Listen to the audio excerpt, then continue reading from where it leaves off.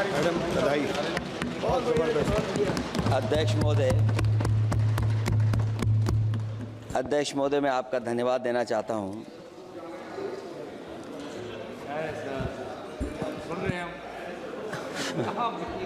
अध्यक्ष महोदय, मैं आपका धन्यवाद देना चाहता हूं। साथ ही साथ इस सदन में जो 75वें वर्ष पर संविधान की बहस शुरू हुई है, जहां सत्ता पक्ष से माननीय रक्षा मंत्री जी उन्होंने अपनी बात रखी। अभी कांग्रेस पार्टी की नवनिर्वाचित सांसद उन्होंने अपनी बात रखी। उसके बाद अध्यक्ष महोदय मुझे बोलने का मौका मिल रहा है। मैं सबसे पहले लाखों लाख लोग जो भारत देश की आज़ादी में जिन्होंने अपनी जान न्यौछावर कर दी, देश आज़ाद हुआ। आज़ादी के बाद बाबा साहब भीमराव अंबेडकर जी और तमाम हमारे वरिष्ठ लोगों ने इस संविधान को देने का काम किया। मैं उनको याद करने के साथ साथ जो आज 13 तारीख जिस दिन हम आप सदन में बैठे हैं, एक ऐसी घटना घटी थी, अगर उस समय सुरक्षा कर्मियों ने अपनी सूझबूझ के साथ, बहादुरी और साहस के साथ अगर उन आतंकवादियों को मुकाबला न किया होता तो हमारे देश के बहुत सारे महत्वपूर्ण नेता जो उस समय सदन में थे, न जाने क्या परिस्थिति बनती। मैं उन बहादुर जिनकी जान गई उनका याद करता हूं, वहीं श्रद्धांजलि भी देता हूं। मैं इस संविधान की चर्चा पे जहां खड़ा हुआ हूं, मैं बाबा भीमराव अंबेडकर जी उनको श्रद्धांजलि अर्पित करते हुए जिन्होंने संविधान को देने का काम किया। हमारा संविधान जो तैयार हुआ है, उनकी प्रबुद्ध दृष्टि का परिणाम है कि हमारे पास न्याय, स्वतंत्रता, समानता और बंधुत्व के सिद्धांतों पर आधारित एक महान संविधान हमें मिला है। भारत राज्यों का एक संघ है और हमें विविधता में एकता पर गर्व है। ये हमारा संविधान ही है जिसने भाषाई, क्षेत्रीय, धार्मिक और जातीय विविधता वाले हमारे देश को एक साथ रखा है। ये संविधान डॉक्टर अंबेडकर जी ने कहा था कि संविधान की सफलता इस पर निर्भर करेगी कि हम उसके अनुसार कैसे काम करते हैं। ये देखना है, विधायिका, कार्यपालिका और न्यायपालिका की जिम्मेदारी है कि इस महान देश का शासन हमारे संविधान में निहित उच्च सिद्धांतों के अनुसार चलाया जाए।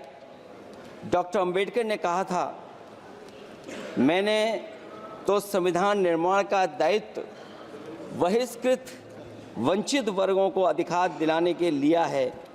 ये वही संविधान है जो समय समय पर हमारा रक्षा कवच बनता है। अध्यक्ष महोदय, ये संविधान हमारी ढाल है, संविधान हमारी सुरक्षा है, संविधान हमें समय समय पर शक्ति देता है। संविधान ही देश की 90% शोषित, उपेक्षित, पीड़ित, वंचित जनता के अधिकारों का सच्चा संरक्षक है। ये संविधान ही हमारा बड़ा मददगार है। इसलिए ये हमारे जैसे लोग और देश के कमज़ोर लोगों के लिए और खासकर पीढ़ी के लिए संविधान की रक्षा जन्म मरण का विषय है। संविधान ही लोकतंत्र की प्राणवायु है और जहां बाबा साहब भीमराव अंबेडकर जी ने इतना शानदार अच्छा संविधान दिया,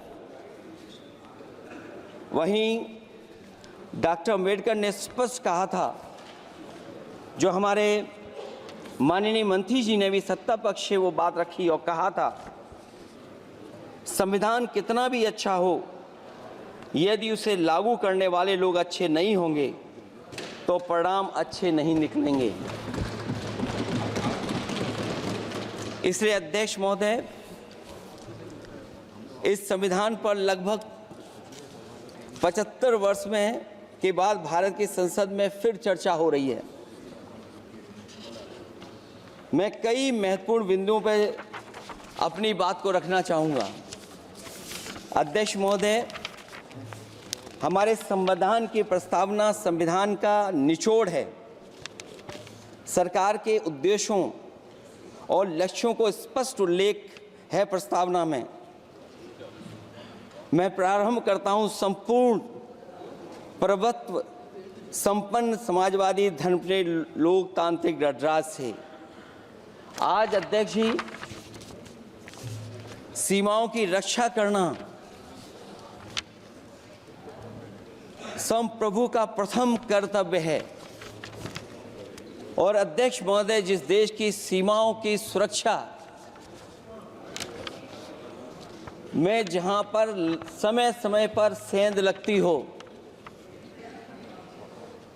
और हमारे माननीय मंत्री जी बेहतर जानते होंगे कि कई जगह पर हमारी सीमाएं सिकुड़ रही हैं। हमारे संसदीय मंत्री राज्य अरुणाचल प्रदेश में चीन के बिल्कुल बगल में रहते हैं। अध्यक्ष महोदय, ये जानते होंगे कि हमारे पड़ोस में कितने गांव बस गए हैं, न जाने कितना वहां पर गांव की तरह घर बसा दिए गए हैं। लद्दाख की तरफ अभी दोनों देशों की सेनाएं पीछे हटी हैं। हम अपनी सीमा में ही पीछे हटे हैं, और चीन जो हमारी सीमा में अंदर आ गई थी, वो हमारी सीमाओं से ही आंशिक रूप से पीछे हटी है। और अध्यक्ष महोदय, उस सीमा के पास एक रिजांगला मेमोरियल बना था। हमारे सरकार के लोग ये जानते होंगे कि जिस समय ये बात उठी लद्दाख को लेकर के, उस रिजांगला के मेमोरियल को तोड़ दिया गया। आज वो रिजांगला मेमोरियल वहां नहीं है। और उस लड़ाई के लिए अध्यक्ष महोदय, हमारी फौज के लिए कहा गया था कि हमारी वो बहादुर फौज है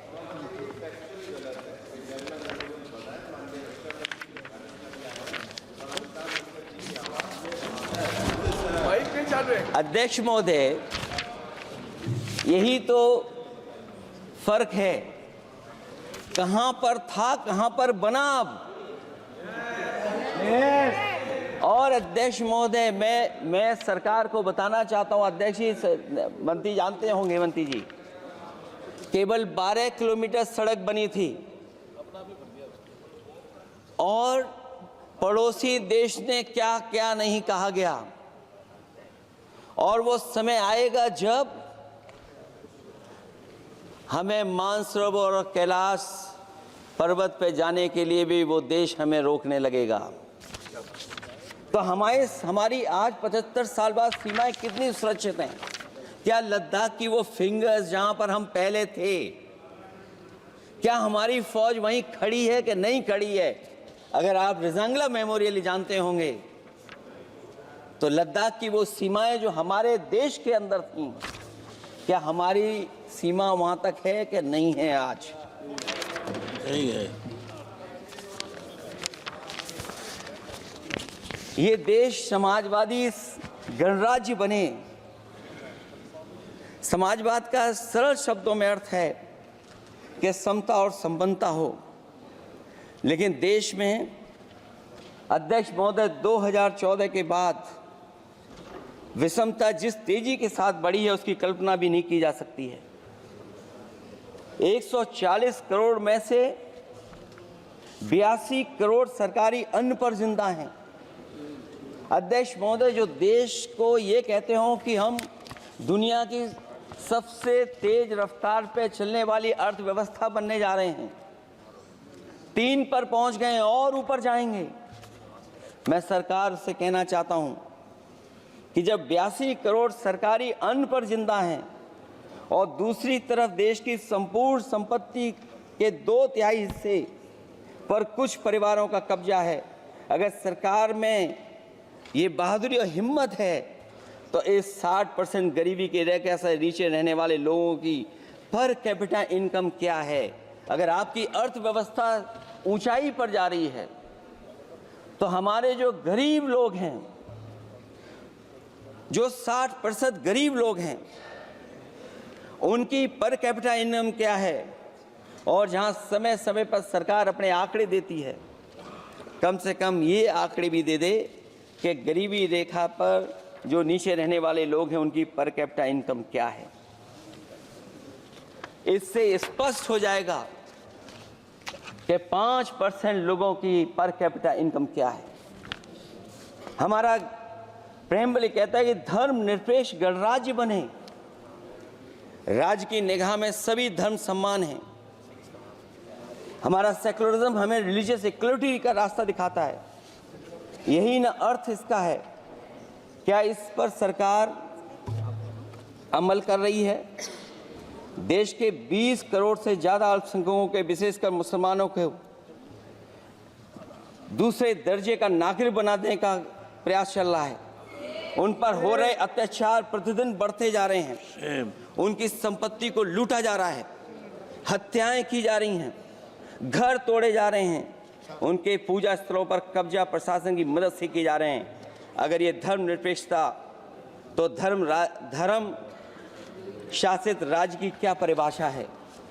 और हाल ही में हम लोगों ने अध्यक्ष महोदय उदाहरण देखा है कि किस तरीके से उत्तर प्रदेश में कई महत्वपूर्ण जगह पर इस तरह की घटनाएं जानबूझ करके की गई। मुझे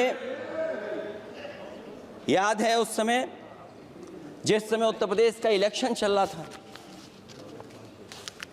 बहुत से लोगों को वोट डालने का अधिकार जिनको था, उनको अधिकार से रोका गया और जो लोग वोट डालने जा रहे थे उन्हें डराया धमकाया जा रहा था। ऐसे इंतजाम किए गए थे कि ये वोट डालने के लिए वोट बूथ तक न पहुंच पाए। वो तस्वीरें अध्यक्ष महोदय न केवल हम लोगों ने देखी, बल्कि पूरे देश और दुनिया ने देखी होंगी कि किस तरीके से उत्तर प्रदेश की सरकार के प्रशासन के इशारे पर एक पुलिस के अधिकारी ने महिलाओं को वोट से डालने से रोका और रिवॉल्वर दिखा करके कहा कि वोट डालने नहीं जाओगे। मैं उन बहादुर महिलाओं को बधाई देना चाहता हूं कि उन्होंने परवाह नहीं की और उन्होंने कहा कि इससे कुछ जान जाने वाली नहीं, अगर जान भी जाएगी तो हम वोट डाल करके आएंगे। क्या यही लोकतांत्रिक गणराज्य है? सच्चे लोकतंत्र में जनता श्रद्धापूर्वक मतदान के माध्यम से अपनी सरकार चुनती है। क्या हम सही अर्थों में लोकतांत्रिक व्यवस्था में जी रहे हैं, जहां सरकार मशीन और सरकारी मशीनरी के जरिए जहां चाहे अपनी सरकार बना लेती है, जनता के मत का कोई अर्थ नहीं रखे हैं, वह लोकतंत्र नहीं कहा जा सकता है। यह व्यवस्था जब तेजी से लोकतंत्र में तानाशाही की तरफ बढ़ रही है, हिटलर ने भी तो जनता द्वारा चुने जाने के बाद संविधान में संशोधन करके तानाशाही कायम कर दी थी। हमारी सरकार भी उसी के समांतर चलने का प्रयास कर रही है। अध्यक्ष महोदय, प्रस्तावना में अध्यक्ष महोदय सामाजिक, आर्थिक और राजनीतिक न्याय दिलाने की बात है।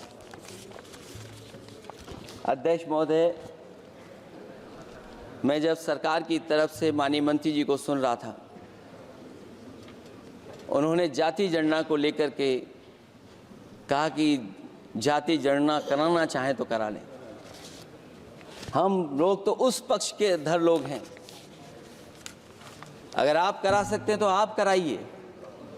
नहीं अध्यक्ष महोदय, जब कभी भी हम लोगों को मौका मिलेगा तो जाति जनगणना कराने का काम हम लोग करेंगे।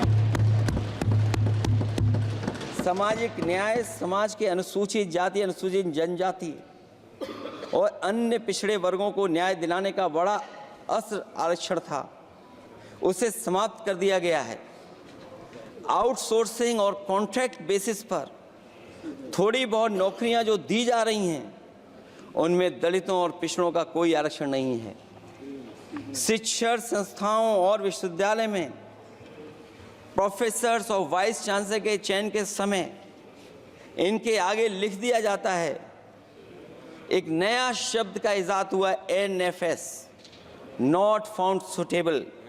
सरकारी उपक्रम भेज दिए, प्राइवेट उपक्रमों में कोई आरक्षण नहीं है। अध्यक्ष महोदय, शिक्षा मंत्री जी सूची जारी करें, और अगर ये बात कहीं भी गलत है तो शिक्षा मंत्री जी सूची जारी कर दें। देश के सभी केंद्रीय विश्वविद्यालयों के वाइस चांसलर की ओर प्रोफेसर्स की एक, मैं तो कहूंगा अध्यक्ष महोदय कि शिक्षा मंत्री जी अगर ये सूची जारी कर दें कि जितनी भी सेंट्रल यूनिवर्सिटीज़ हैं और उनके माध्यम से जितने भी प्रोफेसर्स का अपॉइंटमेंट हुआ है, सब बात साफ हो जाएगी। आप केवल देश के 10% लोगों को ही ख्याल रख रहे हैं, बाकी 90% लोगों का आप ख्याल नहीं रख पा रहे हैं। और जाति जनगणना कभी जाति में भेदभाव नहीं बढ़ाएगा अध्यक्ष महोदय। जाति जनगणना जातियों के बीच दूरियां कम करेगा और तमाम हमारे ऐसे समाज के लोग जिनको न्याय नहीं मिला, जिनको अधिकार नहीं मिला है, अध्यक्ष महोदय कम से कम जाति जनगणना के बाद उन्हें अधिकार और सम्मान दिलाने का काम भी हो सकेगा। इसलिए हम इसके पक्ष में हैं। आर्थिक न्याय के बगैर न सामाजिक न्याय मिल सकता है और न राजनीतिक न्याय मिल सकता है। गरीबी का नाजायज लाभ उठाकर धन्ना सेठों की सरकार चुनाव में पैसा बांटकर राजनीतिक न्याय का भी अपहरण कर लेती है। कर्ज में डूबी बड़ी आबादी महाजन के दबाव में अपनी इच्छा के खिलाफ वोट देने को विवश हो जाती है। चुनाव में सत्ताधारी दलों द्वारा पैसे की भरमार के चलते कोई सामान्य कार्यकर्ता चुनाव नहीं लड़ पा रहा है। बड़े पैमाने पर धनवान चुनकर आ जाते हैं। पैसे के बल पर जब तक आर्थिक विषमता समाप्त नहीं होती, लोगों को राजनीतिक न्याय मिल नहीं सकेगा।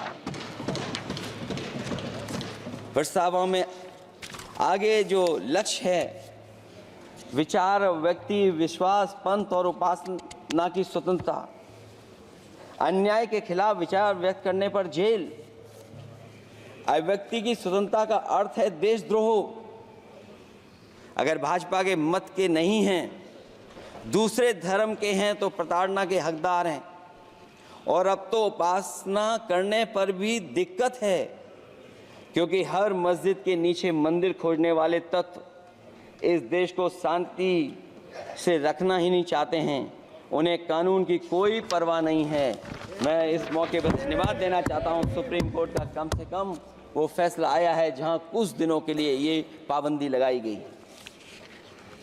व्यक्तियों की गरिमा और देश की एकता और अखंडता को सुनिश्चित करने वाली बंधुता, ये विभाजनकारी नीतियां संविधान की प्रस्तावना के उस उद्देश्य से जरा भी मेल नहीं खाती है। व्यक्ति की गरिमा लिंचिंग से धूल दूषित हो चुकी है। उद्योगपति सरकारी आतंक से परेशान हैं, होकर के अपनी पूंजी समेटकर देश छोड़ गए हैं और लगातार जा रहे हैं। अध्यक्ष महोदय, आज़ादी के बाद उद्योगपति कभी इतने भारत छोड़ करके नहीं गए होंगे, देश छोड़ के नहीं गए होंगे जितने इनकी सरकार में चले गए हैं। अगर व्यक्ति की गरिमा सुनिश्चित हो तो कोई व्यक्ति क्या अपनी मातृभूमि को छोड़ करके जा सकता है। सरकार इस पर आत्मचिंतन करे। अगर आपसी मतभेद पैदा करके एक दूसरे के प्रति अविश्वास पैदा किया जाएगा तो क्या देश की एकता और अखंडता के लिए एक अशुभ संकेत नहीं होगा।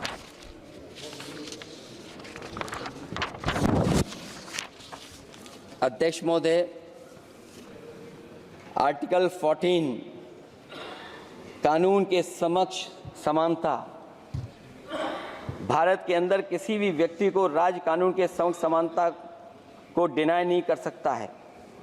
हो क्या रहा है, एक ही कानून कुछ लोगों के लिए अलग है और दूसरों के लिए अलग।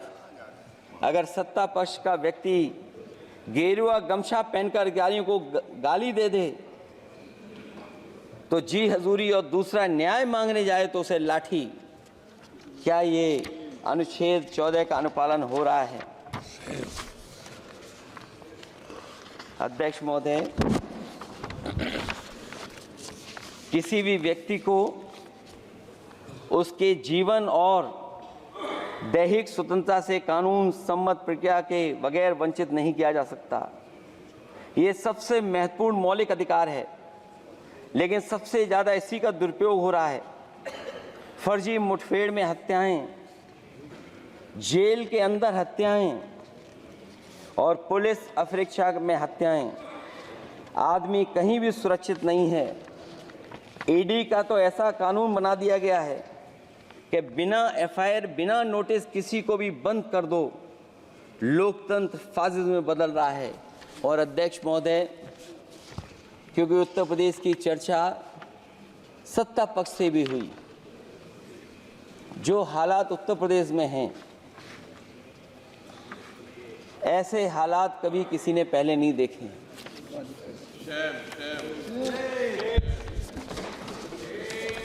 जहां पर कानून की समय समय पर धज्जियां उठ रही हैं।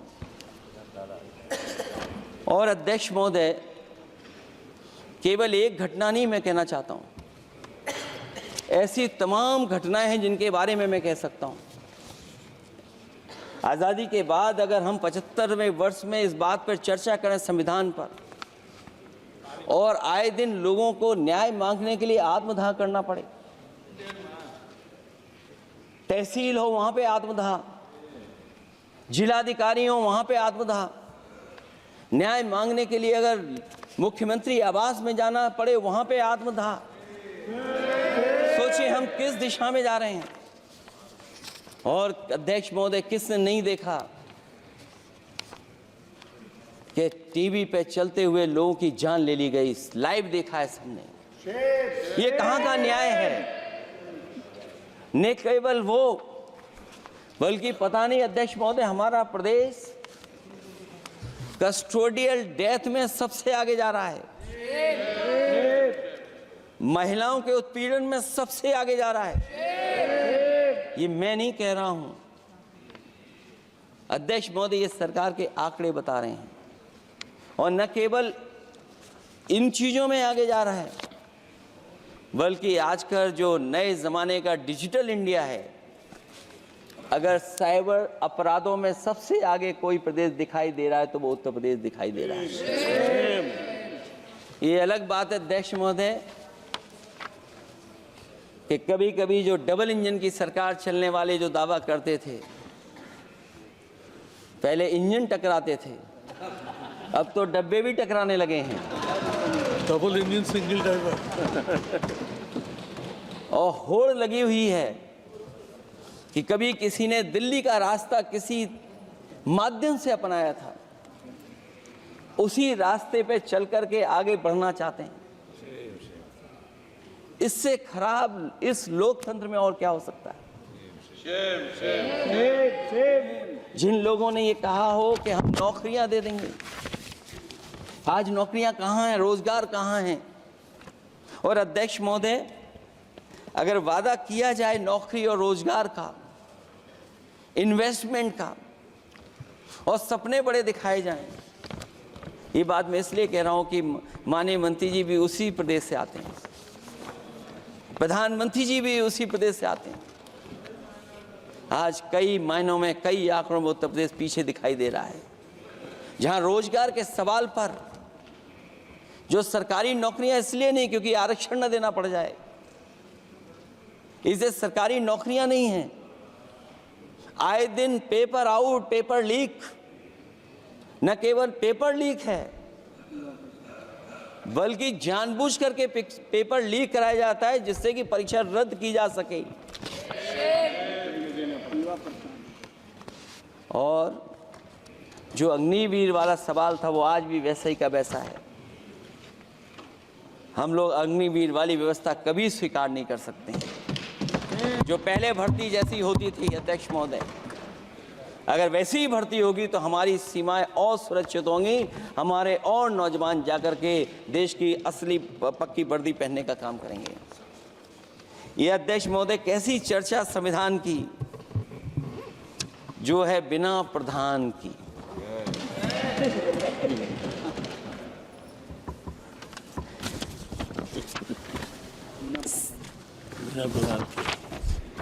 अध्यक्ष महोदय, इस सरकार में जो लोकतंत्र के साथ खिलवाड़ हुआ है, इतना कभी खिलवाड़ नहीं हुई होगी।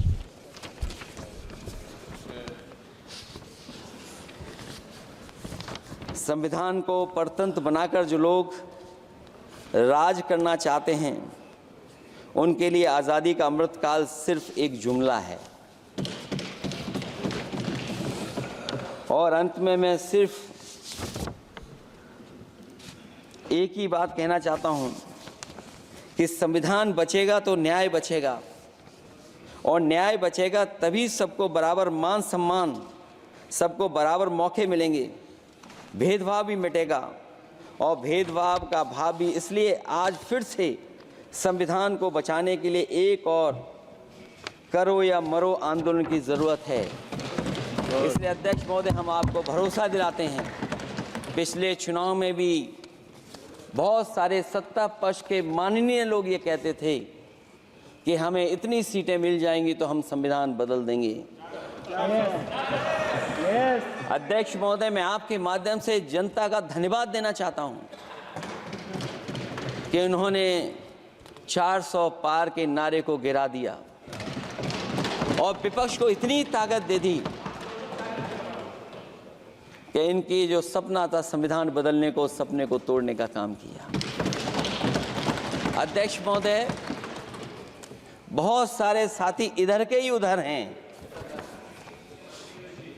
अगर उधर वाले इधर आ गए उसी दिन ये सत्ता से बाहर हो जाएंगे।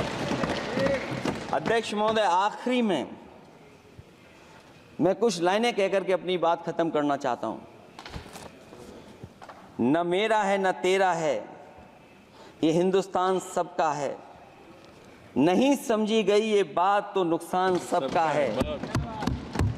हजारों रास्ते खोजे गए उस तक पहुंचने के, मगर पहुंचे हुए ये कह गए भगवान सबका है।